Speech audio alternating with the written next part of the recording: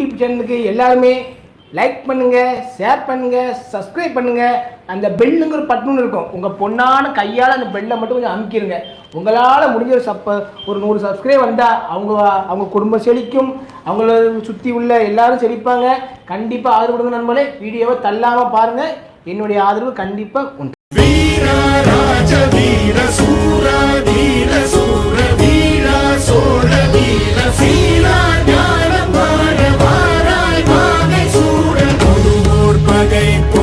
நடுகள் சேர்க்கும் வீர மாறா காதல் மாற பூவோர் ஏங்கும் வீர பாவோர் போற்றும் வீர குறைவாளரை தாங்க தமிழ் வாழ்க வாழ்க வீர சோழம் வாழ்க நற்றமிழ் வாழ்க.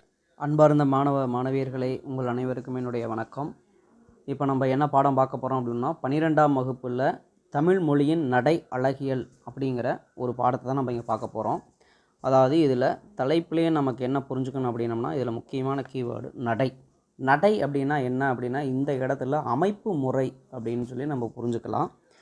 இப்போ நடத்தை அப்படின்னு சொல்கிறோம், அதாவது கேரக்டர்ஸ் அப்படின்னு நம்ம சொல்லலாம். அந்த வகையில் நம்ம பார்க்குறப்ப இந்த நடை அப்படிங்கிறது நம்ம தமிழ் மொழியினுடைய அமைப்பு முறை எப்படி இருக்குது, அது அழகியல் அப்படின்னு சொல்கிறாங்க. அது எவ்வளோ ஒரு அற்புதமான முறையில் அமைக்கப்பட்டுள்ளது நம்ம தமிழ் மொழி அப்படிங்கிறது தான் நமக்கு இங்கே ஒரு பாடத்தில் சுருக்கமாக கொடுத்துருக்குறாங்க.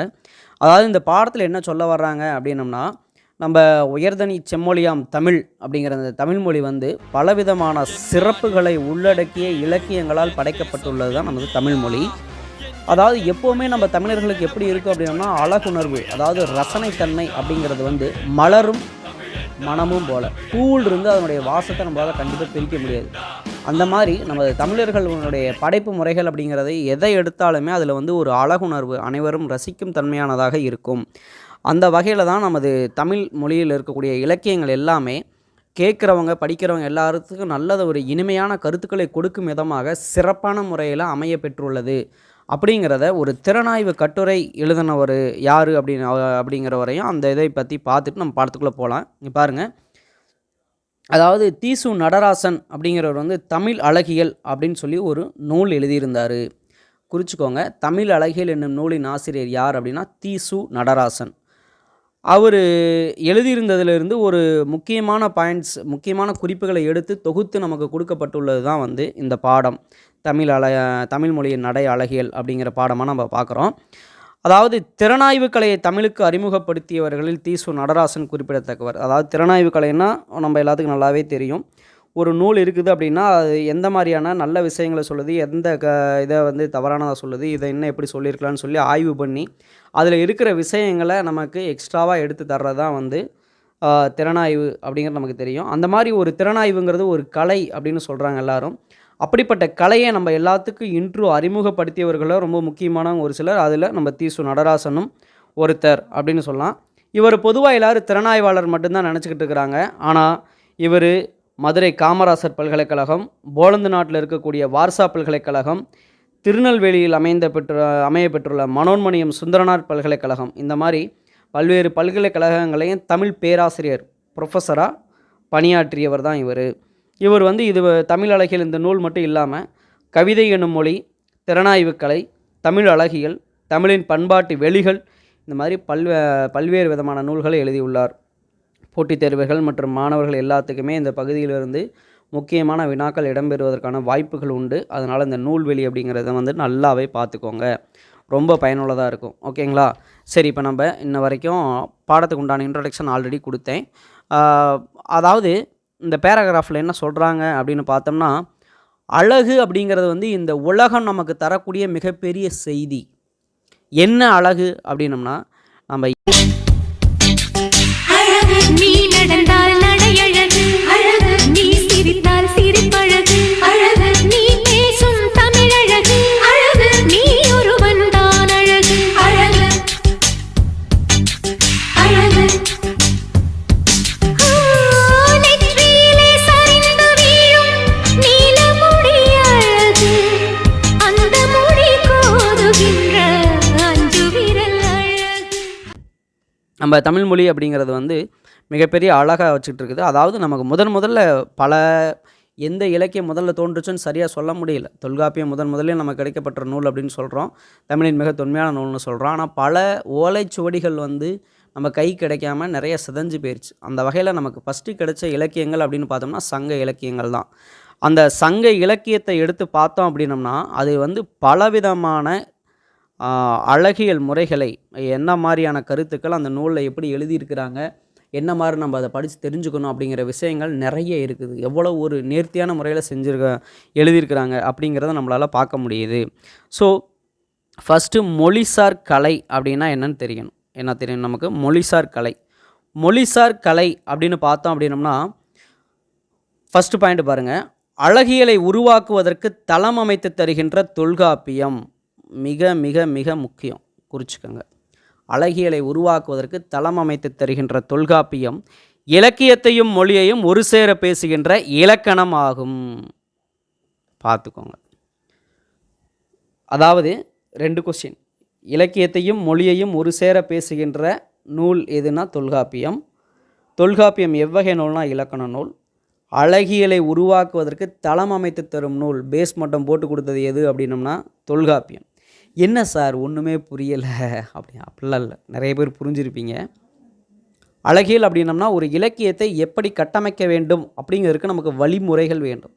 அந்த வழிமுறைகளை கூறும் நூல் தான் எதுனா தொல்காப்பியம். தொல்காப்பியம் அப்படிங்கிறது வந்து ஒரு இலக்கண நூல். இந்த இலக்கண நூலை வச்சு தான் இதில் வரக்கூடிய அந்த இதில் சொல்லப்பட்டிருக்கக்கூடிய யாப்பிலக்கண கட்டமைப்புகளுக்கு உட்பட்டு தான் இலக்கியங்கள் எழுதப்படுது. பாடல்கள் இதெல்லாம் எழுதப்படுறாங்க. எப்படி வந்து எதுகை மோனையை பயன்படுத்தணும், எந்த மாதிரி எழுத்து அசை சீர் தலையெல்லாம் பயன்படுத்தணும், பாவகைகள் எதுக்கு எப்படி கொடுக்கணும் அப்படிங்கிறது இதில் தான் சொல்லியிருக்கிறாங்க. சரிங்களா? ஸோ இதை வச்சு தான் பல நூல்கள் எழுதப்பட்டுச்சு அப்படின்னு சொல்கிறோம். அந்த தொல்காப்பியத்தை என்ன சொல்கிறாங்க அப்படின்னம்னா இலக்கியத்தையும் மொழியையும் ஒரு சேர பேசுகின்ற, அதாவது உலகத்தில் எந்த ஒரு இலக்கண நூலுமே, இங்கிலீஷில் கிராமராக இருக்கட்டும், வேறு எந்த மொழியில் இலக்கண நூலாக இருக்கட்டும், அந்த கிராமர் அந்த இலக்கண நூல்கள் வந்து என்ன பண்ணும் அப்படின்னா இந்த மொழியை இப்படி வந்து கட்டமைக்கணும், இதை மட்டும்தான் சொல்லியிருக்கோம். ஆனால் நமது தமிழ் மொழியில் மட்டும்தான் வெறும் மொழிக்குண்டான இலக்கணம் மட்டும் இல்லாமல் அந்த மொழியை பேசுகின்ற மக்களுக்குண்டான இலக்கணத்தையும் கூறக்கூடியது ஒரே ஒரு மொழி நூல் எது அப்படின்னா தமிழ் மொழியில் மட்டும்தான். அது தொல்காப்பியம் மிகப்பெரிய பெருமை வாய்ந்தது. உங்களுக்கே தெரியும், முதல் மொழிக்குண்டான இலக்கணத்தை கூறும் பொழுதே மனிதனுக்குண்டான இலக்கணத்தையும் அதில் சேர்த்து கூறும். நம்ம தமிழ் மொழி செம்மொழி அந்தஸ்து பெறுவதற்கு ஒரு மிக முக்கிய சான்றாக இதெல்லாம் காட்டினாங்க. ஸோ அப்படிப்பட்ட ஒரு நூல் தான் வந்து தொல்காப்பியம் அப்படின்னு சொல்கிறோம். இதான் சொல்கிறாங்க பாருங்கள். எழுத்துக்கள் பற்றி பேசுகிற போதே செய்யுளின் வழக்கு பேசப்பட்டு விடுகிறது. எழுத்தையும் சொல்லையும் போன்றே செய்யுளையும் ஒரு உள்ளமைப்பாக தொல்காப்பியம் கருதுகிறது. ஏனைய கலைகளிலிருந்து கவிதை கலையை வேறுபடுத்துகின்ற அதன் முதன்மையான தனிச்சிறப்பான பண்பு இது. கிரேக்கம், வடமொழி முதலிய பிற மொழிகளை விட தமிழ் இதனை திட்டவட்டமாக புரிந்து வைத்துள்ளது. சொன்னான்ல, ஆங்கிலமாக இருக்கட்டும், கிரேக்கம், வடமொழி இதெல்லாம் கூட செம்மொழி அந்தஸ்து பெற்றது தான். இருந்தாலும் இத்தனை செம்மொழி அந்தஸ்து இருந்தாலும் அதில் எல்லாத்தையும் விட மிகச்சிறப்பானது எதனா தமிழ்மொழி. ஏன்னா தமிழ்மொழியில் இப்படிப்பட்ட ஒரு சிறப்பான தனி கூறுகள் எல்லாம் அமைய பெற்றுள்ளது. சரிங்களா? அடுத்தது பாருங்கள். பேசுபவன் கேட்பவன் ஆகியோருடைய தனிப்பட்ட சூழல்கள், பேசும்போதும் கேட்கும்போதுமான தனிச்சூழல்கள் ஆகியன மட்டுமல்லாது வரலாறு முழுக்க மொழி மனித நாக்குகளின் ஈரம்பட்டு கிடக்கிறது.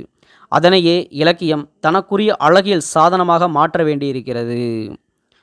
அதாவது பேசுகிறது, சொற்கள் அப்படிங்கிறது நம்ம வந்து வரலாறு முழுக்க நம்ம பேசுகிறதா இருக்கட்டும், மற்றவங்க கேட்குறதா இருக்கட்டும், இதில் எல்லாமே மனுஷன் ஏதோ ஒன்று பேசுகிறது சொல்கிறது இந்த மாதிரி இருந்துக்கிட்டே தான் இருக்குது.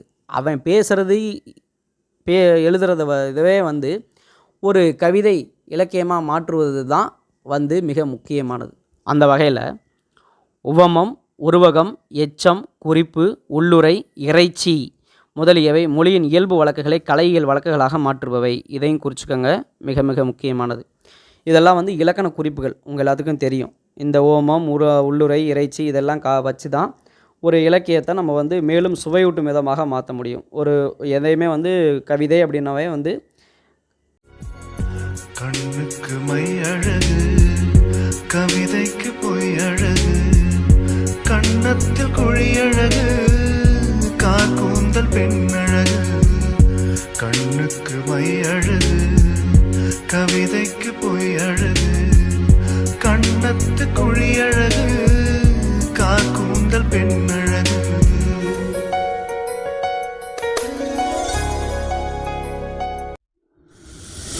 இந்த பாட்டை கேட்டிங்களா? இதில் சொல்லியிருக்க மாதிரி கண்ணுக்கு மையழகு, கவிதைக்கு பொய்யழகு. சரிங்களா? ஸோ கவிதை கவிஞன் அப்படின்னா வந்து கற்பனைகள்லேயே நிறைய அவன் வந்து கருத்துக்களை சொல்ல வேண்டிய சூழ்நிலை அமையப்பெற்றுள்ளது. ஸோ அந்த கற்பனைகளை ஒரே மாதிரி கொடுத்துக்கிட்டு இருந்தால் நல்லா இருக்காது. அதை எப்படியெல்லாம் கொடுக்கலாங்கிறது தான் இந்த இலக்கண குறிப்புகள் எல்லாமே இருக்குது. ஸோ இதை வச்சு தான் வந்து அவன் ஒரு கவிதையை நல்லபடியாக இயற்ற முடியும் அப்படின்னு சொல்லலாம். இலக்கியம் என்ற மொழிசார் கலை மொழியின் தனித்துவமான பண்புகளை இயன்ற மட்டும் தனக்குரியதாக்கிக் கொள்கிறது. இலக்கியத்திற்கு ஒரு சிறப்பு தன்மையை தந்துவிடுகிறது. இத்தகைய தன்மைதான் கவிதைத்தனம் அல்லது இலக்கியத்தனம் என்று பேசப்படுகிறது. இதனால் மொழி சார்ந்த பொருள் மொழி சார்ந்த கலையாக ஆகிவிடுகிறது. பார்த்துக்கங்க, மொழிசார் கலை அப்படின்னா இப்படி தான். மொழி வந்து பேசுகிறோம் எழுதுகிறோம், அதை வந்து எப்படி வந்து இலக்கணமாக மாற்றோம் அப்படின்னா இலக்கண நம்ம தொல்காப்பியம் இலக்கண நூலில் சொல்லப்பட்டிருக்கக்கூடிய கருத்துக்கள் அதில் இருக்கக்கூடிய யாப்பிலக்கண முறைகளை கையாண்டு மொழி வந்து உருவாகுது. ஸோ அது வந்து நம்ம சாதாரணமாக பேசிக்கிட்டு கேட்டுக்கிட்டு இருந்த வார்த்தைகள் வந்து சொற்கள் வந்து அந்த இலக்கண முறைகளை பயன்படுத்தி நம்ம பாடலாக உருவாகும் பொழுது அது வந்து ஒரு கலையாக உருவெடுக்கிறது. இப்படி தான் மொழிசார் கலை அப்படிங்கிறது உருவாகுது. அடுத்தது இந்த கலை வந்து எப்படி முழுமையடை செய்வது அப்படின்னு பாருங்கள். இலக்கியத்தின் பயன்பற்றி தமிழ் இலக்கிய மரபில் அழுத்தமான கருத்து உண்டு. அறம் பொருள் இன்பமாகவோ அல்லது வேறு ஏதோ ஒரு உயர்ந்த குறிக்கோளாகவோ இந்த பயன் இலக்கிய உருவாக்கத்தில் இடம்பெற வேண்டும். பின்னால் வந்தவர்கள் இதனை இயந்திர போக்காக தனியாக ஒட்டாமல் கூறியுள்ளனர். ஆனால் தொல்காப்பியம் மிகவும் தெளிவாக இலக்கியத்தின் நோக்கம் அல்லது அறவியல் சார்ந்த கருத்து நிலைகள் கலை உருவாக்கத்தின் போதே சரிவர இணைந்திருக்க வேண்டும் என்பதனை சுட்டிக்காட்டியுள்ளது. இத்தகையதொரு முழுமைதான் கலை முழுமை எனப்படுகிறது. நல்லா குறிச்சுக்கோங்க, கலை முழுமை என்றால் என்னன்னு கேட்கக்கூடிய ஒரு வினா. அதாவது ஒரு இலக்கியம் ஒரு கவிதை எழுதுகிற ஒரு செய்யுள் ஏற்றோம் அப்படின்னோம்னா அது ஏனோ தானோன்னு எழுதக்கூடாது. அதை படிக்கிறவங்க அவங்க வாழ்க்கையில் பின்பற்றும் விதமாக அமையப்பெறுதல் வேண்டும். அதுதான் அந்த காலத்தில் சொல்லுவாங்க அறம் பொருள் இன்பம். இந்த 3 இதில் அறத்துப்பால் பொருட்பால் இன்பத்துப்பால் நீங்கள் திருக்குறளில் கூட படிச்சுப்பீங்க, உங்களுக்கு தெரியும். ஸோ இந்த 3 வாழ்க்கை நிலையில் இந்த 3ல் ஏதோ ஒன்று பின்பற்றும் விதமாகவோ அல்லது 3 கலந்தோ வர்ற மாதிரியோ அந்த இலக்கியம் வந்து படைக்கப்பட்டிருந்தால்தான் அந்த கலை வந்து அப்பொழுதுதான் முழுமை அடைகிறது. இது இப்போ வர்றவங்களாம் வந்து ஒரு மிஷின் மாதிரி அப்படியே பட்டும் படாமல் அந்த கருத்துக்களை சொல்லிட்டு போயிட்டுருக்குறாங்க. ஆனால் சங்ககால இலக்கியங்களும் சரி தொல்காப்பியமும் சரி இதில் வந்து ரொம்ப பிடிவாதமாக நல்லது ஒரு கருத்துக்கள் இருந்தே ஆக வேண்டும் அப்படிங்கிறதுல நல்ல ஒரு பிடிவாதமாக இருந்து அவங்க சொல்லியிருக்கிறாங்க. சரிங்களா? ஸோ அந்த மாதிரி ஒரு கலைங்கிறது உருவாக்கினா மட்டும் பார்த்தாது, அது வந்து அவங்க வாழ்க்கையில் பயன்படும் விதமாக அமையப்பெற வேண்டும். அப்பொழுது தான் அது அந்த கலை வந்து முழுமையடைகிறது அப்படின்னு சொல்கிறாங்க. பாருங்கள், சங்க இலக்கியம் அகத்தினை சார்ந்த செய்திகளையும் புறத்தினை சார்ந்த செய்திகளையும் பாடற் பொருட்களாக வடிவமைத்துள்ளது. அகன் 5 திணைகளை பேசுகிற தொல்காப்பியம் புணர்தல் பிரிதல் முதலான அகன் 5 திணைகளை இன்பம் பொருள் அறம் ஆகிய அறவியல் லட்சிய பொருட்களோடு இரண்டர இணைத்து விடுகின்றது. அதுபோல் இன்னொரு இடத்தில் பாவகைகள் ஆசிரியம் முதற்கொண்டு 4 எனச் சொல்லிவிட்டு தொடர்ந்து அந்நிலம் மருங்கின் அறமுதலாகிய மும்முதற் பொருட்கும் உரிய என்று பாவகைகளோடு அறவியல் கருத்துக்களை இணைத்து சொல்லிவிடுகிறது. அதாவது சங்க இலக்கியம் வந்து என்ன பண்ணுதுன்னா அகத்தினை சார்ந்த செய்தி புறத்தினை சார்ந்த செய்திகள்லாம் சொல்லுது. சரியா? குறிஞ்சி முல்லை மருதம் நெய்தல் பாலை இந்த திணைகள்லாம் நீங்கள் படிச்சிருப்பீங்க. இதே புறத்திணைகள் 12 படிச்சிருப்போம். வெச்சி கரந்தை நொச்சி உளிஞை வெஞ்சி காஞ்சி இதெல்லாம் படிச்சிருப்பீங்க. ஸோ இந்த திணைகளை பற்றி பேசும்பொழுது என்ன பண்ணுதுன்னா அகன் 5 திணைகள் இதையும் சொல்லிட்டு ப்ளஸ் அவனுடைய பாவைகள் 4 ஆசிரிய முதலாக வெண்பா ஆசிரியப்பா கலிப்பா வஞ்சிப்பா அந்த பாவகை 4 சொல்லிட்டு அந்நிலம் அருங்கின் அறமுதலாகிய மும்முதற் பொருட்கும் உரிய என்ப. அங்கே பார்த்துங்க, அறம் பொருள் இன்பம் இந்த 3 பொருளும் தனித்தனியாக கிடையாது. இந்த 3க்கும் மொத்தமாகவே இந்த பாவகைகளை வச்சு பாடல் எழுதலான்னு சொல்லிட்டு மனிதனுக்கு தேவையான அந்த அறம் பொருள் இன்பம் இதை பற்றியுமே சேர்த்து சொல்கிறாங்க. ஸோ இந்த வகையில் தான் வந்து நம்மளுடைய கலை முழுமையை பற்றி நம்ம தெரிஞ்சுக்க முடியுது. எங்கேயோ ஒரு பக்கம் இலக்கணம் ஒரு பாடல் எப்படி எழுதணும்னு சொல்லி கொடுத்துருக்க இடத்துல மனிதனுக்கு தேவையான கருத்தையும் சேர்த்து சொல்கிறாங்க பார்த்தீங்களா? அங்கே தான் வந்து அது வந்து அமையப்பெறுது அப்படிங்கிறத சொல்கிறாங்க. பாருங்கள், செவ்வியல் இலக்கியம் கட்டமைக்க விரும்பிய அறம் இது. பார்த்துங்க, செவ்வியல் இலக்கியம் அந்த செம்மொழி இப்படி தான் கட்டமைக்கணுமோ அதுக்கு உண்டான அறம் இது தான். சமூக பண்பாட்டு மரபிற்கேற்பவே கலை படைப்பை அழகியல் நெறியை பண்பாட்டின் இலச்சினையாக சித்தரிப்பதற்கு தமிழ் மரபு முன்வந்திருக்கிறது, முன் மொழிந்திருக்கிறது. தமிழ் அழகியலின் நெடும் பரப்பு இது அப்படின்னு சொல்லலாம் அப்படிங்கிறாங்க. சரிங்களா? அதாவது வந்து ஒரு செவ்வியல் இலக்கியம் அப்படின்னா இப்படி தான் இருக்கணும் அப்படின்னு சொல்லி இருக்குது. அந்த வகையில் நமக்கு வந்து எல்லா விதமான ஒரு இதையும் நம்ம தமிழ் மொழி கொண்டுள்ளது அப்படிங்கிறது தான் இவ்வளோ நேரம் பார்த்தோம். இந்த நடையியல் அப்படிங்கிறது எப்படி இருக்கணும் அப்படின்னு பார்த்தோம்னா ஒரு பாட்டு அல்லது கவிதையின் நடையியல் கூறுகளில் ஒலிக்கோலங்களும் சொற்களின் புலமும் தொடரியல் போக்குகளும் மிக முக்கியமானவை. ஒரு கூறு அதில் வந்து பகுதிகள் ஒரு நடை அப்படின்னா இதெல்லாம் அமையப்பட்டிருக்கணும் அப்படிங்கிறது ரொம்ப முக்கியமானது. என்ன அப்படின்னா ஒலிக்கோலம், சவுண்ட், டெக்ஸ்டர், அது ரொம்ப முக்கியமானது. அடுத்தது சொற்புலம், சொற்களை எப்படி நம்ம பயன்படுத்துகிறோம் அப்படிங்கிறது அது இடம்பெறக்கூடியது. தொடரியல் போக்குகள், தொடர் வந்து அடுத்தடுத்ததை நமக்கு வந்து புரிய வைக்கிற மாதிரி தொடர்கள், சென்டென்சஸ் அமையப்பெறணும். ஸோ இந்த 3 எப்படியெல்லாம் அமையலாம் அப்படின்னு தான் சொல்லியிருக்கிறாங்க இங்கே நமக்கு. ஸோ அது ஒரு சில எக்ஸாம்பிள்ஸ் நம்ம சங்க இலக்கியங்கள் எப்படி பயன்படுத்தியிருக்கிறாங்க அப்படிங்கிறத நமக்கு இங்கே சுட்டி காட்டுறாங்க. இதை வச்சு நம்ம பார்த்துக்கலாம். ஸோ நடை அப்படிங்கிறது அமைப்பு முறைக்கு வந்து அன்னைக்கே வந்து நிறைய முக்கியத்துவம் கொடுத்துருக்குறாங்க அப்படிங்கிறத நமக்கு இங்கே இந்த பாக்ஸ் கொடுத்துருக்குறாங்க பாருங்கள். இதில் ரொம்ப முக்கியமாக கொடுத்துருக்குறாங்க பாருங்கள்.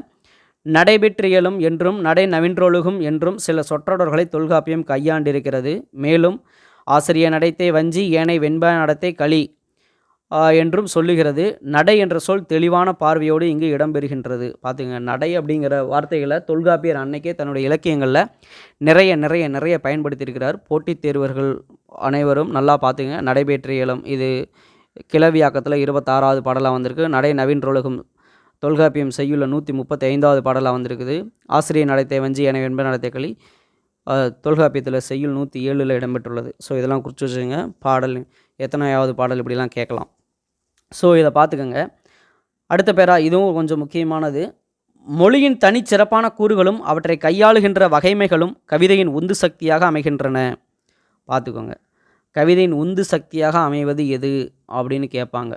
அதாவது ஒரு மொழி அப்படிங்கிறதுக்கு வந்து அது தனி சிறப்பான கூறுகள், அதுக்குண்டான தனி பார்ட்ஸ் இருக்கணும்.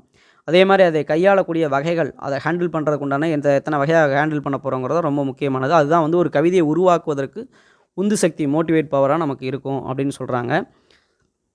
மொழிக்குள் இருக்கும் ஒரு வலிமை மிக்க ஆற்றல் கவிதைக்காக, இலக்கியத்துக்காக தன்னை வெளிப்படுத்தி கொள்கிறது. கவிதையின் இயங்காற்றல் தான் நடை.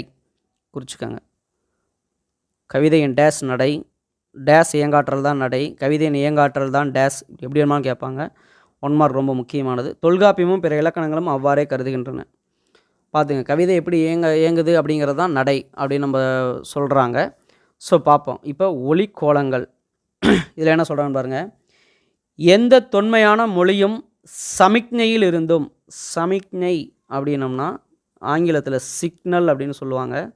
தமிழில் நமக்கு புரிகிற மாதிரி சொல்லணும்னா சைகை காட்டுறது, அதான் சமிக்ஞை. சைகை, சிக்னல் கொடுக்குறது அப்படின்னு சொல்லுவோம், அதான் சமிக்ஞை அப்படின்னு சொல்லுவோம். சமிக்ஞையிலிருந்தும் இசையிலிருந்தும் தான் தொடங்குகிறது. மொழி சார்ந்த கவிதையும் இசையோடும் இசை கருவியோடும் தான் பிறக்கிறது. ஓசையும் பொருளும் இணைந்து கலை வடிவம் கொள்கின்றன. இப்போ அதாவது வந்து என்ன சொல்கிறாங்க அப்படின்னா, எந்த ஒரு தொன்மையான மொழியும், இப்போ ஆங்கிலம் இருக்குது அப்படின்னா இது இடையில் வந்தது, நம்ம பல மொழிகளை வந்து காப்பி அடித்தது, நமக்கு அதெல்லாம் நல்லாவே தெரியும். நம்ம தமிழில் அரிசி அப்படின்னது தான் இப்போ ரைஸ் அப்படின்னு இன்றைக்கி ரைஸ் அப்படின்னு சொல்லிக்கிட்டு இருக்கிறாங்க. நம்ம கட்டுமரம் சொன்னதை கேட்டமரான் அப்படின்னு சொல்கிறாங்க. இது எல்லாத்துக்குமே தெரிஞ்சது. இந்த மாதிரி நம்ம மொழியிலேருந்து கடன் வாங்கியிருக்கிறாங்க. ஆனால் நம்ம மொழி ஆரம்பத்தில் எப்போ தோன்றுச்சுன்னே சரியாக சொல்ல முடியாத அளவுக்கு ரொம்ப பழமையான மொழி. ஸோ முதல்ல தோன்றப்பட்டது. இது எப்படி தொடங்கியிருக்கும் அப்படின்னு பார்த்தோம்னா, இந்த மாதிரி நம்ம தமிழ் மொழி மாதிரியான பழமையான மொழிகள் எல்லாமே ஃபஸ்ட்டு சமிக்ஞை, சைகை. இப்போ வந்து ஒரு ஊமை வந்து சாப்பாடு வேணும்னா என்ன பண்ணுவான், சாப்பாடு வேணும்னு சைகை காட்டுவான். அங்கே போ அப்படின்னா கையை அப்படி நீட்டுவான். சரியா, வாயை திறந்து பேச தெரியாது, சிக்னல் மட்டும் தான் காட்டுவாங்க. விலங்கு வருது அப்படின்னா அப்படிமா. இப்போ ஒரு ஆபத்தான விலங்கு வருது அப்படின்னா பின்னாடி ஒரு சிங்கம் வந்துட்டு இருக்குதுன்னா முன்னாடி இருந்துட்டு கத்த தெரியாது, சிங்கம் வருதுடா ஓட்டுறான்னு சொல்ல தெரியாது, ஊ ஊ ஊ அப்படின்னு. ஸோ இந்த மாதிரி ஆபத்தான சத்தங்கள், இந்த மாதிரியான இசை அப்படிங்கிறது இந்த இடத்துல சத்தம்னு புரிஞ்சுக்கணும். ஸோ இந்த சமிக்ஞை இசையிலிருந்து தான் தோன்றும். ஸோ ஒரு மொழியை நம்ம அதில் இருக்கக்கூடிய பாடல்களை கட்டமைக்கணும் அப்படின்னா அதில் ஒலி, சத்தம் அப்படிங்கிறதுக்கு நம்ம வாசிக்கக்கூடிய பாடல்கள் அதுக்கு வந்து ரொம்ப ரொம்ப ரொம்ப முக்கியம் கொடுத்தாகணும். அதுதான் இன்றைக்கி சாங்ஸ்லேயும் அந்த லிரிக்ஸுக்கு உண்டான ராகம், டியூன் போடுறதுக்கு ரொம்ப இம்பார்ட்டன்ஸ் கொடுக்குறாங்க. ஸோ அதை பார்க்குறோம். எடுத்துக்காட்டாக ஒரு பாட்டு சொல்லணும் அப்படின்னா அதில் ஏற்பட்டிருக்கக்கூடிய பயன்படுத்தியிருக்கக்கூடிய எழுத்துக்கள், அந்த எழுத்துக்களுடைய ஒலியை வச்சே நம்ம கண்டுபிடிச்சிடலாம் அதில் என்ன சொல்ல வர்றாங்க அப்படின்னு. இங்கே பார்த்தோம்னா, கட்டந்தட்டு தானை மூவிருங்கூட்டி உடன்றநீர் ஆயினும் பரம்பு கொளற்கரிதே 300 ஊர்த்தே தன் பரம்பு நன்னாடு 300 ஊரும் பரிசிலர் பெற்றனர் யாமும் பாரியும் உளமே அப்படிங்கிறாங்க. அதாவது இதில் என்ன சொல்கிறாங்க அப்படின்னா, இதில் ஒரு பாரி மன்னனுடைய பெருமைகளை எடுத்து சொல்கிறாங்க.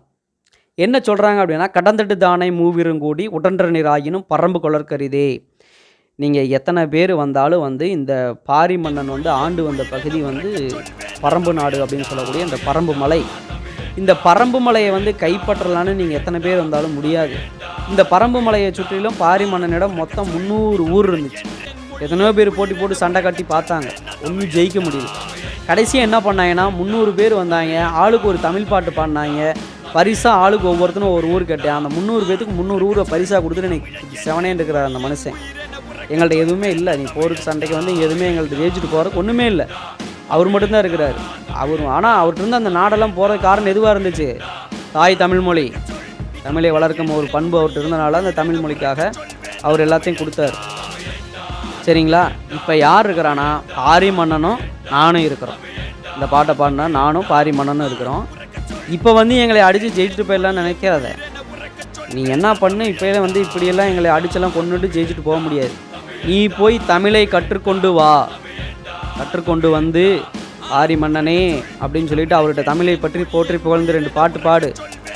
அப்போ உனக்கு என்ன வேணும்னு கேட்பார், உன் உயிரை கூடன்னு கேளு, தருவார். அப்படி தான் ஜெயிக்க முடியுமா ஒழிஞ்சு இவரை நீ சண்டை போட்டு போர் மேற்கொண்டு ஒருபோதும் ஜெயிக்க முடியாது அப்படின்னு சொல்லி அந்த புலவர் சொல்கிறார். ஸோ இதில் வந்து பாரி மன்னனுடைய வீரத்தை பற்றி பெருமைகளை பற்றி சொல்ல வர்றாங்க.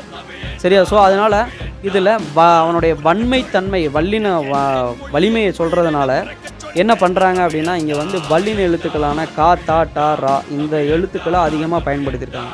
உங்களுக்கு தெரியும் வல்லின எழுத்துக்கள்னால் கசட தபர அப்படிங்கிறது. ஸோ அதில் இருக்கக்கூடிய கா தா டா ரா தான் அதிகமாக அதில் பயன்படுத்தியிருக்கிறாங்க. ஸோ இதை நம்ம படிக்கிறப்பே நமக்கு தெரியும் எவ்வளோ அழுத்தி படிக்கிறோம் அப்படின்னு. இப்போ இடைக்கால சினிமா பாடல்களில் கூட ஒரு கதாநாயகனினுடைய பெருமைகளை பற்றி பேசுவதற்காக ஒரு பாடல் வந்திருக்கும்.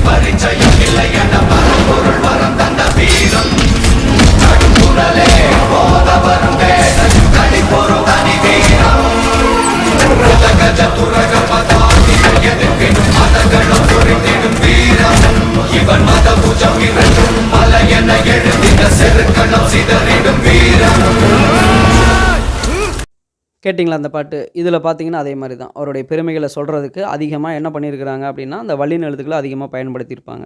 சரிங்களா? ஸோ இந்த மாதிரியான ஒரு ஒலிப்பு முறைகள்லையும் படிக்கிறவங்கள்ட்ட ஒரு ஆர்வம் ஈர்ப்பை ஏற்படுத்தலாம் அப்படிங்கிற அது மாதிரி தான் பாருங்கள். இன்னும் 2-3 கொடுத்துருக்காங்க. படாகம் ஈத்த கெடாக நல்லிசை கடா யானை களிமான் பேக. இது புறநானூரில் 145வது பாடலில் கொடுத்துருக்குறாங்க. அதாவது வந்து ஒரு மன்னனுக்கு அறிவுரை சொல்கிற மாதிரி, அந்த யானை மேலே போயிட்டுருக்கிற பேகன் மன்னனே, நீ என்ன பண்ணணும் அப்படின்னம்னா, உன்கிட்ட தேடி வர்றவங்க எல்லாத்துக்கும் கண்டிப்பாக தமிழை பாடுறவங்களுக்கு நீ பரிசு பொருள் இதெல்லாமே கொடுத்து தான் ஆகணும். அது வந்து நீ வந்து தமிழ் மன்னன் ஒரு வள்ளலாக இருந்துக்கிட்டு நீ செய்ய வேண்டியது உன்னுடைய கடமை. சரியா? நீ அதை சரியாக செய்யாட்டியும் பரவாயில்ல, முன்னாடி போயிட்டுருக்கோ, உன் மனைவியை நல்லா பார்த்துக்கோ, உன் குடும்பத்தை ஃபஸ்ட்டு நல்லா பார்த்துக்கோ அப்படிங்கிறாங்க. அவங்க குடும்பத்தை ஃபஸ்ட்டு பார்த்துங்க, அப்புறம் தான் ஊர் அப்படிங்கிறத சொல்கிறாங்க. இது வந்து புறநானூற்றில் 145வது பாடல். ஸோ இதில் பார்த்தோம்னா அளபெடையை கொடுத்து நமக்கு அது ஒரு ஒளி நயத்தை நமக்கு கொடுக்குது.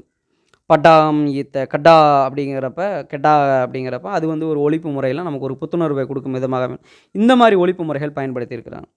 அடுத்தது அந்த சவுண்டு அதில் புணரின் புணராது பொருளை பொருள்வையின் பிரியின் புணராது புணர்வை அப்படிங்கிறாங்க.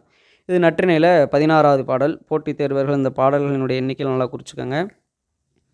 இது வந்து என்ன சொல்கிறாங்க அப்படின்னா, இங்கேருந்து நான் என்ன தான் வெளியூர் போனாலும் பொருளும் சம்பாதிக்க முடியல, அப்படி பிரிஞ்சு போய் அங்கே பொருளையும் சம்பாதிக்க முடியல, இங்கே இருந்துக்கிட்டு மனைவியினுடைய அன்பையும் சம்பாதிக்க முடியல. வேலைக்கு போகலைன்னா எத்தனை நாளைக்கு மனைவி அன்பு செலுத்திக்கிட்டே இருக்கும்? ஒரு குறிப்பிட்ட நாளைக்கு மேலே வரைக்கும் ராஜா பவுனும்பாங்க, அப்புறம் என்னடா வேலைக்கு போகலன்னு திட்டத்தான் செய்வாங்க. ஸோ அந்த மாதிரி தான் அன்னைக்கே ஒருத்தன் புலம்பியிருக்கிறான் பாவம். நற்றிணையில் 16வது பாடல். அடுத்தது நுந்தை தந்தைக்கு இவன் தந்தை. அதாவது போரில் உன் பாட்டனாருக்காக இவங்க அப்பா வந்து நுந்தை அப்படின்னா உன்னுடைய தந்தைக்கு அப்படின்னா உன்னுடைய தந்தையின் தந்தைக்கு அப்படின்னு தான் பாட்டனார் அப்படிங்கிறத குறிக்குது. வெறும் நுந்தை அப்படிங்கிறது உன் தந்தையை குறிக்கும். ஸோ இன்னொரு தந்தைக்கு அவங்க அப்பா, உன் அப்பாவினுடைய அப்பாவுக்கு பாட்டனாருக்கு இவனுடைய அப்பா வந்து போர்க்களத்தில் உதவியாக நின்று உங்கள் அப்பாவுக்காக இவர் வந்து உயிரை கொடுத்தார் அப்படின்னு வர்ணிச்சு எழுதியிருப்பாங்க. இது புறநானூற்றில் 290வது பாடல். ஸோ இந்த மாதிரியெல்லாம் வந்து சொற்கள் அங்கே அதவே சொன்ன சொல்லே மறுபடியும் வர வச்சு ஒரு சவுண்டு, நுந்தை, தந்தை, இவன் தந்தை இந்த மாதிரிலாம் சொல்லும்போது தை தைன்னு வருது. ஸோ இந்த மாதிரியான ஒரு ஒலிப்பு முறைகள் எல்லாம் வந்து ஒரு ஒழுங்கு முறைகளை கண்டுபிடிச்சி நமக்கு பாடல்களை கொடுத்துருந்தாங்க அப்படிங்கிறத நம்ம தெரிஞ்சுக்க முடியுது. ஸோ நடைகளில் வந்து ஒலிக்கோலம் அப்படிங்கிறத இந்த மாதிரிலாம் சங்க இலக்கியங்களில் பயன்படுத்தி இருக்கிறாங்க. இதுக்கு கூட இவ்வளவு முக்கியத்துவம் கொடுத்துருக்குறாங்க அன்றைய காலகட்டத்தில் புலவர்கள் அப்படிங்கிறத நம்ம தெளிவாக தெரிஞ்சுக்கிறோம். சரிங்களா? ஒரு இலக்கியம் படிக்கிறப்ப இதெல்லாம் நம்ம வந்து கண்கூடாக படித்து தெரிஞ்சுக்க வேண்டிய ஒரு அவசியம் சூழ்நிலை இருக்குது. அதனால் ஏனோ தானோன்னு படிக்காமல் அதில் ஒரு அழகில் உணர்வோடு படிங்க. ஒலிக்கோலத்தை தெரிஞ்சுக்கிட்டீங்க. அடுத்தது சொற்புலம் அப்படின்னு எடுத்துக்கிறோம். சொற்புலம் அப்படின்னா சொற்களை வந்து எப்படியெல்லாம் பயன்படுத்தலாம் அப்படின்னு இங்கே சொல்லியிருக்கிறாங்க. சொல் அப்படிங்கிறது வந்து ஒரு சாதாரணமாக விட்டுட்டு போக முடியாது. ஏன்னா ஒரு சொல்லில் தான் வந்து உணர்வு, ஒரு மீனிங் எல்லாமே நமக்கு கிடைக்குது. அப்படிப்பட்ட ஒரு சொற்களை வந்து முறையாக பயன்படுத்தணும். நம்ம தமிழில் வந்து அந்த வகையில் நிறைய இருக்குது. ஒரு சொல் ஒரே ஒரு வார்த்தை தான் இருக்கும், நிறைய மீனிங் கொடுக்கும். சரிங்களா? ஒரு சொல் பல பொருள் கேள்விப்பட்டிருக்கோம். நிறைய மீனிங் கொடுக்கும், ஒரே சொல்லாக இருக்கும். இல்லை ஒரு பொருள் கொடுக்கறதுக்கு பல சொல் இருக்குது. ஒரே பொருள் தான், ஆனால் பல பொருள், பல சொற்கள் இருக்குது. இந்த மாதிரியான ஒரு நிறைய சொற்களை நம்ம வந்து சரியான முறையில் பயன்படுத்துறதுக்கு நிறைய கொடுத்துருக்கலாம். உதாரணமாக இப்போ இடைக்காலத்தில் பார்த்தோம் அப்படின்னா முல்லைக்களி, களித்துளைகள் இருக்கிற முல்லைக்களியில் வந்து காளைகளின் இனங்களை காட்டுறதுக்கு வந்து காளை மாடுகள், காங்கேயன் காளை அதுன்னு சொல்லுவோம். அந்த மாதிரி அந்த காளை மாட்டை வந்து டைரெக்டாக வெறும் அப்படியே கண்டினியூஸாக வர்ற இடத்துல காளை வந்தான், காளை முட்டியது, காளை ஓடியதுன்னு சொன்னால் படிக்கிறவங்களுக்கு இதாகிடும். ஸோ ஒவ்வொரு இடத்துல அதுக்கு உண்டான வேறு பேர் வச்சு சொன்னோம்னா தான் அது வந்து படிக்கிறவங்களுக்கு இன்ட்ரெஸ்ட்டாக இருக்கும், புரியணும் ஆனால் காளைன்னு. ஸோ அந்த வகையில் நிறைய சொற்களை பயன்படுத்தியிருக்கிறாங்க. சரிங்களா? இன்றைக்கி பார்த்தோம் அப்படின்னோம்னா அது முல்லை கலித்தொகையில் பார்க்குறோம். இப்போ நம்ம இதில் பார்த்தோம் அப்படின்னோம்னா கி. ராஜா நாராயணன் அப்படின்னு கிடை அப்படின்னு ஒரு குறுநாவல். இது வந்து பல முறை கேட்டுக்கிட்டே இருக்கிறாங்க. டிஆர்பியில் கூட லாஸ்ட் டைம் கேட்டிருந்தாங்க. 12th ஸ்டூடெண்ட்ஸுக்கு ரொம்ப இம்பார்ட்டன்ட், எல்லாம் பார்த்துக்கோங்க. ஆடுகளினுடைய அடையாளங்களை வந்து ஒவ்வொரு இடத்துலையும் பல பேர் வச்சு பயன்படுத்துகிறார் ராஜா நாராயணன் அப்படிங்கிறவர். கிடை என்னும் குறுநாவலை எழுதியவர் யார், அல்லது கிடை என்னும் நூலின் ஆசிரியர், இந்த மாதிரி கேட்குறாங்க, பார்த்துக்கோங்க. அதில் வந்து ஆடுகளின் ஆடு மேய்க்கிறவனுடைய வாழ்க்கையை தான் அதில் வந்து நிறைய எழுதியிருப்பார். படிச்சிருப்பீங்க, தெரியும், போட்டித் தேர்வர்கள் மாணவர்கள் தெரிஞ்சுக்க. ஆடு மேய்க்கிறவனுடைய வாழ்க்கையை பற்றி இருக்கும் அந்த நூலில். அதில் வந்து ஆட்டை வந்து சொல்கிறதுக்கு அடையாளமாக நிறைய இடத்துல ஒவ்வொரு இடத்துல பேர் வச்சுருப்பார். ஆடுன்னு சொன்னால் நல்லா இருக்குது, அது மாதிரி பயன்படுத்தியிருக்கிறாங்க. ஸோ சொல்வளம் அப்படிங்கிறது வந்து நிறைய நமக்கு வந்து நிறைஞ்சு இருக்கிறத நம்ம பார்க்குறோம். கவ உக்கே நெகிழாமல் அப்படின்னம்னா அந்த குச்சி பிக்சரில் பார்ப்பீங்க, அதில் வந்து ஒன்றோட ஒன்று கை கோர்த்துட்டு நிற்கிறது. அது வந்து எந்த இடத்துலையும் விட்டுறாமல் அப்படியே நமக்கு சொல்ல வந்து கொண்டு போகணும். அந்த வகையில் நிறைய பார்க்குறோம். ஸோ சங்க இலக்கிய மொழியின் அடையாளமாக உள்ள ஒரு பண்பு தான் வந்து என்னென்னா தொகைநிலை அப்படின்னு சொல்லலாம். தொகைன்னா உங்களுக்கு எல்லாத்துக்கும் நல்லா தெரியும். மொத்தத்தில் இலக்கணத்தை பொறுத்த வரைக்கும் தொகை அப்படின்னா மறைந்து வருதல் அப்படின்னு நம்ம பொருள் கொள்ளலாம். தொகைன்னு என்னப்பா பொருள் கொள்ளலாம்? மறைந்து வருதல். இப்போ நம்ம பண்பு தொகை அப்படின்னோம்னா பண்பு வந்து மறைஞ்சு வருது. சரியா? வினை தொகைனா வினை மறைஞ்சு வருது. ஸோ இந்த மாதிரியான தொகை சொற்களை நம்ம பயன்படுத்தலாம். உதாரணத்துக்கு இங்கே பாருங்கள், நீர் படுகின்ற அல்லது நீர் பட்ட பசுமையான களம் அப்படின்னு சொல்கிறேன். அப்படின்னா நீர் படுகின்றனா இப்போ நடந்துக்கிட்டு இருக்குது, தண்ணி தெளிச்சுக்கிட்டு இருக்கிறாங்க சில நிகழ்காலம். நீர் பட்ட பசுங்களம் அப்படின்னா ஆல்ரெடி அங்கே தண்ணி தெளித்து முடிச்சுட்டாங்க, ஏற்கனவே முடிஞ்சு போன விஷயம், நம்ம அதை தெரிஞ்சுக்கிறோம். ஆனால் நீர்படு பசுங்களம் அப்படின்னோம்னா அதை எப்படி நம்ம புரிஞ்சுக்கலாம்? தண்ணி அங்கே ஆல்ரெடி நீர் பட்ட பசுங்களம், நீர் படுகின்ற பசுங்களம், நீர் படும் பசுங்களம் முக்காலத்தையும் உணர்த்தும் பொருளாக இருக்குது. ஸோ இந்த மாதிரி தனித்தனியாக பயன்படுத்துறதுக்கு இந்த மாதிரி ஒரே சொல்லில் பல பொருட்களை நமக்கு கொடுக்கலாம். இது பார்த்தோம்னா நீர்படு பசுங்களம்ங்கிறது நற்றிணையில் 308வது பாடலாக இருக்குது. குறிச்சிக்கோங்க போட்டித் தேர்வர்களை. ஸோ 12th ஸ்டூடெண்ட்ஸ் உங்களுக்கு ரொம்ப இம்பார்ட்டன்ட், பார்த்துக்கோங்க. ஸோ செறிவாக்கப்பட்ட இது வந்து ஒரு செறிவாக்க ப்ரிசிஷன் அப்படிங்கிற ஒரு வடிவமைப்பாக இது இருக்குது. அதே வாக்கிய அமைப்பில் ஒரு சொல் போலவே நடைபெறும். ஓகேவா? இந்த மாதிரி சொற்களையும் பல வகையான முறையில் நமது இலக்கியங்களில் சங்க இலக்கியங்களை பயன்படுத்தி எடுத்துருக்கிறாங்க அப்படிங்கிறத நம்ம பார்க்குறோம். இன்னும் வந்து தொடரியல் போக்குகள், அடுத்தது தொடர் அப்படிங்கிறது ரொம்ப முக்கியமானது. இப்போ என்ன சார் சவுண்டும் முக்கியம், சொற்களை வச்சாச்சு, சென்டென்ஸில் கூடவா ஏதாவது அமைஞ்சிருக்குது அப்படின்னு பார்த்தா அதை என்ன சொல்கிறாங்க அப்படின்னு பார்த்தோம்னா, இப்போ சவுண்டு சொற்புலம் அப்படிங்கிறது வந்து ஒரு விவசாயம் பண்ணுற மாதிரி எடுத்துக்கிட்டோம்னா, இப்போ வந்து நம்ம நிலத்தை வந்து ஏர் நடத்தி பண்பட்டு சரி பண்ணிட்டோம். சரியா? ஏர் போட்டாச்சு, விதை விதைச்சாச்சு. அதோட விவசாயம் முடிஞ்சிருச்சா? என்ன பண்ணணும்? பாத்தி கட்டி வரப்பு உயர்த்தணும் சரியான முறையில். இல்லாட்டி விவசாயம் சரியாக நடைபெறாது. அது மாதிரி தான் என்னதான் நம்ம இதெல்லாம் பண்ணி முடித்தாலும் ஒலிக்கோலமும் சொற்புலமும் சரியாக அமைச்சிட்டோம்னா, தொடரியல் போக்குகள் அப்படிங்கிறது சரியாக இருக்கணும். சரியா? இன்றைய காலகட்டத்தில் பார்த்தோம்னா அப்படின்னா, ஃபஸ்ட்டு ஸ்டார்ட்டிங்கில் எழுவாய், கடைசியில் பயனிலை. வேலையை செய்கிறது யார்? முடித்தது யார்? இடையில பார்த்தோம்னா செய்யப்படும் பொருள், இல்லை அது சம்மந்தப்பட்டது ஏதோ ஒரு ரிலேட்டடாக இந்த மாதிரி தான் நம்ம வந்து பார்த்துக்கிட்டு இருக்கிறோம். ஆனால் சங்க இலக்கியங்களே இதுவே வந்து நிறைய மாறி வந்திருக்குது. ஒரு இன்ட்ரெஸ்ட் அதிகரிக்கும் விதமாக ஈர்ப்பு, அந்த பாட்டை படிக்கிறவங்களுக்கு ஈர்ப்பு என்னமோ சொல்ல வர்றாங்கன்னு நமக்கு தெரிஞ்சுக்கிறதுக்காக அதை படிக்கும் விதமாக இந்த மாதிரிலாம் தொடர் அமைச்சிருக்கிறாங்க. பார்த்துக்கோங்க, சங்க காலத்தில் எப்படிப்பட்ட புலவர்கள் எப்படியெல்லாம் தமிழ் மொழியை வளர்த்து கொண்டு வந்திருக்காங்க, எப்படியெல்லாம் எதுக்கெல்லாம் முக்கியத்துவம் கொடுத்துருக்காங்க, படிக்கிறவங்களுடைய மனநிலை எந்த அளவுக்கு உணர்ந்திருக்கிறாங்க அப்படின்னு. உதாரணமாக பார்த்தோம்னா முத்தாய்ப்பாக முடியும். முத்தாய்ப்பு அப்படின்னம்னா ஒரு விஷயத்தை தொகுத்து கடைசியாக சொல்லி முடிக்கிறது, சிம்பிளாக சொல்லி முடிக்கிறது. அந்த மாதிரி முடிக்கக்கூடிய பாடல்களில் தான் வந்து இந்த மாதிரியான கருத்துக்கள் நிறைய நிரம்ப பெற்றிருக்குங்கிறாங்க. உதாரணத்துக்கு இந்த புறநானூரில் 239 பாருங்கள். அதாவது நெடுந்துடைய தோல் மணந்தனன் அப்படின்ற பாடல், அந்த பாடல் வரி தான் இது. இதில் வந்து மொத்தம் 20 அடிகள் இருக்கும். முதல் 18 அடிகள் வந்து அந்த நம்பி நெடுஞ்செழியனுடைய, அதாவது இந்த பாடலினுடைய மையம் எதுக்காக இந்த இது நடக்குது அப்படின்னா, இந்த நம்பி நெடுஞ்செழியன் அப்படிங்கிற ஒரு மன்னன் வந்து ஒரு சிறப்பான மன்னன், பயங்கரமான ஒரு போர்க்குணம் கொண்டவன், வள்ளல் தன்மை உடையவன். இவன் வந்து இறந்துடுறான். இறந்தப்ப எப்படி இறக்குறான் அப்படின்னா, போரில் அடிபட்டு சாகலை. அந்த காலத்தில் வந்து வீரத்துக்கு தான் அதிக முக்கியத்துவம் கொடுப்பாங்க. வீரத்துடன் வந்து போர்க்களத்தில் போய் எதிரி மன்னனோட போரிட்டு மாண்டான் அப்படிங்கிற ஒரு பேர் எதிர்பார்ப்பாங்க.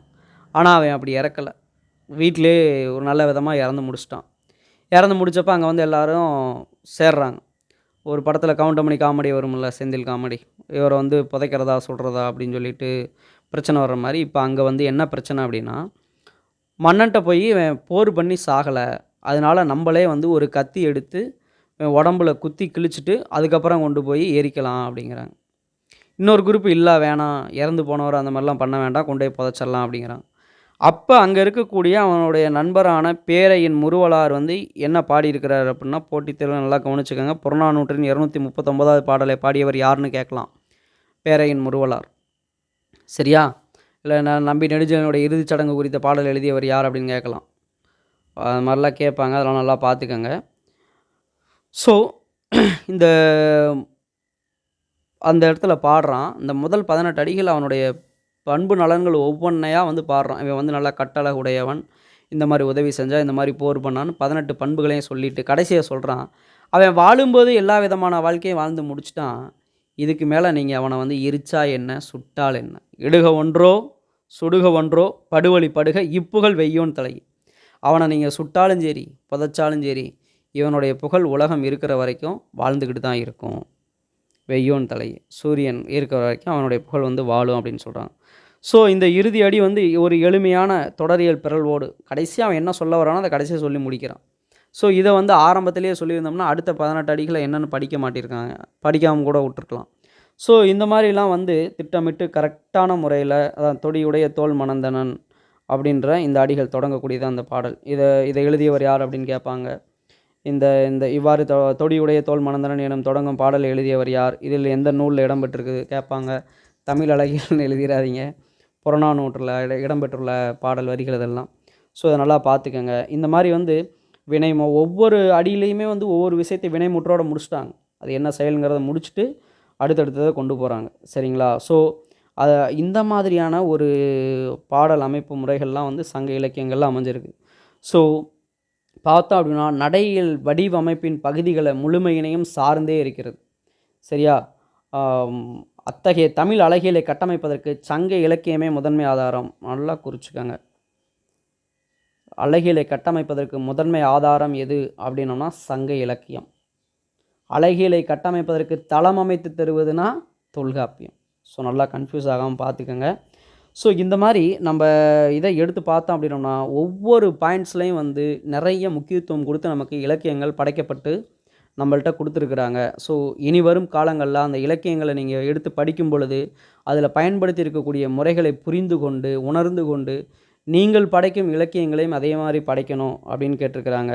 அந்த பணுவல்னா நூல், பணுவலின் நீண்ட நெடும் இலைகளும் அதற்குள் குறுக்கும் நெடுக்குமாக ஊடு பரவி ஓடும் இலைகளும் கருத்தியல் நிலையிலும் வடிவமைப்பு நிலையிலும் கவன ஈர்ப்பை தருகின்றன. மேலும் சங்க இலக்கியம் அதனுடைய தனித்துவம் மிக்க சமூக பண்பாட்டு தளத்தில் குறிப்பிட்ட சில பண்புகளையும் போக்குகளையும் சொந்த மரபுகளாக நிறுவிக்கொண்டு விட்டது என்பதையும் நம்மால் அறிய முடிகிறது. பார்த்துக்கோங்க, நம்ம தமிழ் மொழி இது எல்லாத்துக்கும் படிக்கணும்னு ஆவலை தூண்டக்கூடிய ஒரு மொழி. இது நமக்கு தாய்மொழியாக கிடைக்கப்பட்டுள்ளது என்பது இறைவன் நமக்கு கொடுத்த வரம். அப்படிப்பட்ட வரத்தை பெற்றுக்கொண்ட நாம் இந்த மொழியை எந்த அளவுக்கு நம்மளால் படித்து சரியான முறையில் தெரிஞ்சுக்க முடியுமோ அதை தெரிஞ்சுக்கணும். அதற்குண்டான வாய்ப்பையும் நமக்கு இறைவன் கொடுத்துருக்கிறாரு. ஸோ அப்படிப்பட்ட ஒரு தாய்மொழி, சிறப்புமிக்க ஒரு மொழியை நம்ம ஒரு பாடமாகவும் படிச்சுட்டு இருக்கோம், தாய்மொழியாகவும் பேசிகிட்டு இருக்கோம். ஸோ இப்படிப்பட்ட மொழிக்கெல்லாம் நீங்கள் கண்டிப்பாக முக்கியத்துவம் கொடுக்கணும் அப்படின்னு கேட்டுக்கிறேன். 7 கோடி முகம் ஆனால் ஒரே ஒரு பெயர் தான், அது வெறும் பெயர் இல்லை, எங்கள் உயிர் தான். தமிழன் என்று சொல்லடா, தலை நிமிர்ந்து நில்லடா, தரணியை நீ வெல்லடா.